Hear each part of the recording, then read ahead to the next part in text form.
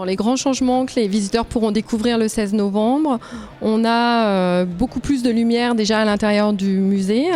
puisque le travail de l'architecte Adelfos Caranello, ça a vraiment été de redonner de la lumière à ce bâtiment, de refaire cohabiter les deux architectures, celle de Marnotte du 19e siècle et celle de Miquel du 20e siècle, à la fois grâce à la lumière, puisqu'il y a eu un gros travail sur les verrières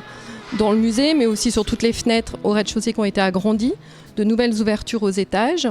et puis également de rouvrir à l'intérieur du bâtiment des arches qui avaient été fermées, de manière à ce que la lumière soit traversante et surtout que les deux architectures puissent recohabiter ensemble et redialoguer. Le travail de l'architecte d'apporter plus de lumière à l'intérieur du musée, c'est aussi inviter le visiteur à regarder ce qui se passe à l'extérieur, mais c'est repositionner le musée au centre-ville. On a la chance d'être sur la place de la Révolution, la place du marché,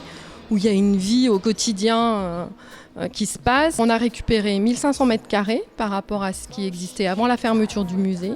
Ce sont des espaces qu'on a récupérés à l'intérieur du bâtiment, sur des bureaux, sur des réserves. On avait un atelier de menuiserie qui est parti également à l'extérieur.